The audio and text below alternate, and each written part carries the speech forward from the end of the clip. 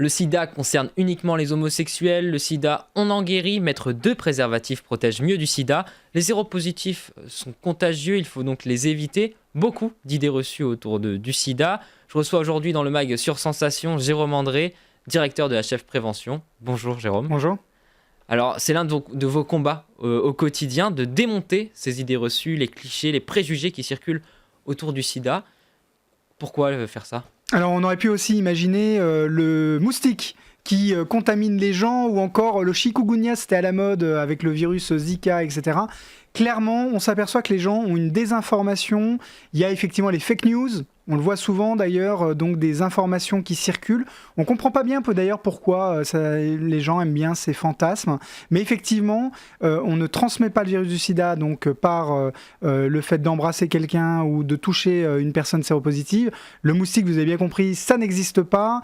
Il n'y a pas donc toutes ces mauvaises idées reçues. On le rappelle, le VIH, donc le VIH-sida, se transmet uniquement par rapport sexuel ou quand il y a échange donc de sang. Je pense notamment aux échanges de seringues pour les personnes toxicomanes. Alors justement, l'information, la prévention, c'est ce que vous faites avec votre association HF Prévention. Auprès de qui est-ce que vous intervenez principalement ? Alors nous, effectivement, on est opérateur, c'est-à-dire qu'on va dans les universités, les centres commerciaux et les cœurs de cité. Notre mission première, c'est effectivement d'aller faire du dépistage.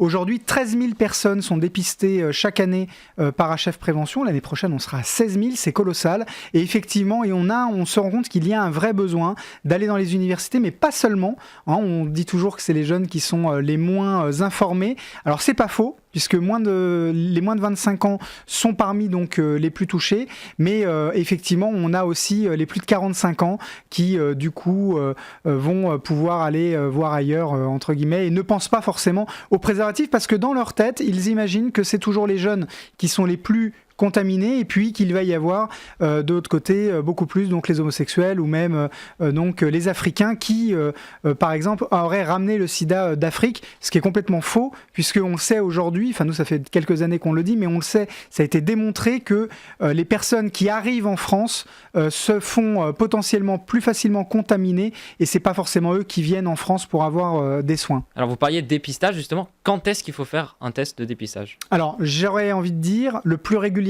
possible, minimum une fois tous les 3 mois, quand on a effectivement des rapports à risque. Il faut aller si vous avez un laboratoire, il faut acheter un autotest. Il y a des autotests qui existent maintenant en pharmacie ou encore avec vos équipes. Exactement. Alors nous, on n'est pas là tout le temps puisqu'on est dans les universités, les centres commerciaux et les cœurs de cité. Donc du coup, c'est pas effectivement, c'est quand on nous croise. Il y a une application qu'on a sortie avec Marina Carrère d'Ancos, c'est le journal de la santé de France 5. Ça permet effectivement de géolocaliser. Donc ça s'appelle l'application TUP, pour trouver des préservatifs, mais aussi des lieux de dépistage partout en France. Ça vous géolocalise et vous allez pouvoir voir où sont les lieux de dépistage juste à côté de chez vous, j'ai envie de dire, et avec donc les bons horaires qu'il convient d'avoir. Vous avez aussi donc les autotests, vous en avez parlé, pour à peu près 20-25 €, vous avez un autotest en pharmacie, donc on peut donc vous le donner. Ils sont fiables, ces autotests ? Ils sont aussi fiables qu'en laboratoire, donc c'est ça aussi l'intérêt, et ça vous permet d'avoir une réponse immédiate sur des rapports à risque de plus de 3 mois. Donc vous avez quand même l'application TUP que vous pouvez donc télécharger, TUP, vous avez donc les centres de dépistage qui sont référencés dedans. Toutes les pharmacies, vous pouvez donc trouver aussi des autotests. Vous pouvez trouver les unités mobiles de dépistage comme celle d'HF Prévention directement dans l'application. Et puis, une chose aussi qui est importante, c'est que nous faisons donc partie de Paris sans sida, et Anne Hidalgo a souhaité, dans le cadre de Paris sans sida, permettre à tous les laboratoires de pouvoir accueillir les gens qui souhaitaient donc se faire dépister immédiatement et sans ordonnance. Donc ça s'appelle VITest, VIH test, et donc vous pouvez donc pousser la porte d'un laboratoire, quel que soit donc l'horaire donc du moment que le laboratoire est ouvert. Vous demandez un test de dépistage, c'est entièrement gratuit, il faut juste effectivement donc vous présenter, et vous aurez donc le résultat au bout de 2-3 jours. Alors l'une des problématiques chez les jeunes aujourd'hui, vous le disiez, c'est l'utilisation du préservatif. Un étudiant sur 2 ne l'utilise pas, par exemple. Alors comment est-ce qu'on explique ce comportement ? C'est un excès de confiance des jeunes, pas assez sensibilisés au sida, ils ont peut-être l'impression qu'on ne peut pas en mourir, par exemple, du sida, Ou alors c'est peut-être le coût du préservatif? Alors, il y a un petit peu tout. C'est-à-dire que d'une part, dans la tête des gens, c'est effectivement les homosexuels, les toxicomanes, et puis l'Afrique subsaharienne.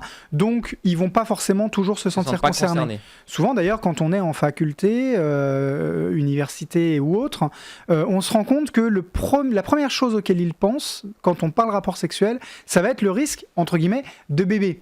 Oui. Parce que pour eux, effectivement, le risque de grossesse donc est plus important que la maladie. La maladie, on n'y pense pas forcément. On ne meurt plus du sida, ça explique aussi le fait que les gens ne se sentent de moins en moins concernés, puisque plus tôt on est effectivement dépisté, plus tôt on va pouvoir gagner en durabilité. Donc les gens aujourd'hui ne meurent plus du sida à condition qu'ils aient effectivement les médicaments. Donc tous ces facteurs font que il y a de plus en plus de possibilités de pouvoir donc être contaminé si on n'est pas effectivement vigilant. Nous, on n'arrête pas d'expliquer que le préservatif, c'est pour tout le monde. Malheureusement, 1,6% des gens qu'on dépiste, si je prends par exemple le cas des universités, 1,6% des gens sont découverts séropositifs par nos équipes. Donc vous le disiez, le préservatif, c'est pour tout le monde et ça ne protège pas que du sida, c'est aussi un contraceptif, évidemment, comme vous le disiez, mais il sert aussi à protéger d'autres IST, les chlamydia, gonorrhée, syphilis. C'est des maladies qui sont nouvelles, qu'on connaît un peu moins. Alors de quoi s'agit-il? Alors en fait, c'est pas des maladies nouvelles, c'est-à-dire qu'elles ont toujours été présentes, sauf que du coup... On les met maintenant devant. On les met devant parce que le risque VIH est beaucoup moins important qu'avant, tout simplement parce qu'on ne meurt plus du sida. Et donc, du coup, on s'est attardé maintenant sur les IST, donc les infections sexuellement transmissibles, et vous en avez cité quelques-unes. Et on s'est aussi intéressé de près aux hépatites. Notamment, je parle de l'hépatite B et de l'hépatite C. Alors, certaines ont des vaccins, d'autres non. Mais là encore, effectivement, les gens, quand on parle préservatif, ils pensent en premier lieu au bébé, en deuxième lieu au sida. Et nous, on leur dit, oui, mais il y a aussi les infections sexuellement transmissibles. Parmi les infections, vous pouvez, par exemple, devenir stérile. Alors bon...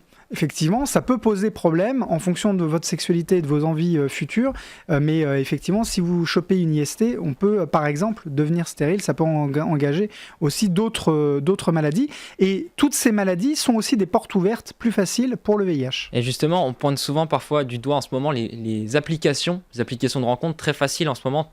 Ouais. Beaucoup de gens en possèdent. Est-ce qu'il y a un lien entre la propagation de ces IST et maladies sexuellement transmissibles et ces applications? Alors, moi j'ai envie de dire oui et non. Parce que d'un côté, souvent on nous dit oui, plus il y a d'applications, plus il y a de risques et ça permet d'avoir des rencontres plus faciles, etc.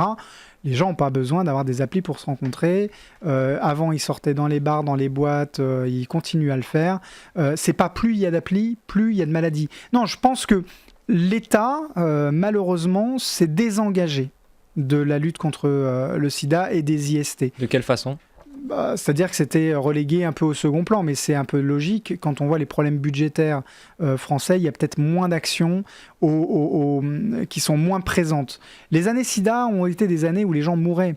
Donc dans la population, il y avait aussi un fort engouement. Je pense par exemple aux campagnes donc, de SIDAction qui faisaient effectivement donc, recette, les gens donnaient donc, pour le SIDAction. Aujourd'hui, on le sent, c'est beaucoup moins important. Il y a une sorte de repli sur soi et les gens ne voient plus trop l'intérêt de se préoccuper de leur santé. Mais là, on parle VIH, à HF Prévention, on parle d'autres pathologies, notamment on fait diabète, nutrition, problèmes cardiovasculaires. Mais c'est vrai que pour le coup, pour voir beaucoup d'étudiants, plus de 12 000 étudiants sont vus par nos équipes, on s'aperçoit que les problèmes financiers sont aussi des problèmes dentaires, des problèmes donc ophtalmo, des problèmes psychologiques, des problèmes de mal-être. Vous voyez, et tout simplement, c'est des problèmes de dénutrition. Je pense aujourd'hui que la santé n'est plus la priorité pour certaines personnes qui ont des problèmes budgétaires. Alors, du coup, le parent pauvre, parce que c'est aussi très difficile de parler donc, de santé sexuelle, le parent pauvre, c'est effectivement donc, la santé sexuelle, parce qu'on va préférer peut-être s'occuper un peu plus de ses dents, que de sa santé sexuelle. Et quand on n'a pas les moyens non plus de s'occuper de ses dents ou des problèmes ophtalmo, effectivement, c'est pas si simple que ça. La ministre a sorti donc la possibilité d'avoir des préservatifs gratuits directement sur ordonnance. Je suis pas convaincu que ça fonctionne. Bon, on verra ça. On espère juste que les préservatifs gratuits reviennent dans les associations, ce qui n'est plus le cas depuis 1 an, ce qui permettra aussi de pouvoir avoir de nouveau des préservatifs à donner gratuitement. Merci beaucoup Jérôme André d'avoir été avec nous dans le MAC sur Sensation. Je le dis, hein, vous êtes le directeur de HF Prévention. Merci beaucoup. Vous pouvez retrouver toutes les informations sur votre site internet, hfprevention.fr, c'est ça .com, voilà, .com, exactement. pardon. Ou sur notre Facebook, qui est beaucoup plus dynamique. Beaucoup plus dynamique. Voilà. Et vous pourrez retrouver cette émission sur notre site internet et notre application Radio Sensation.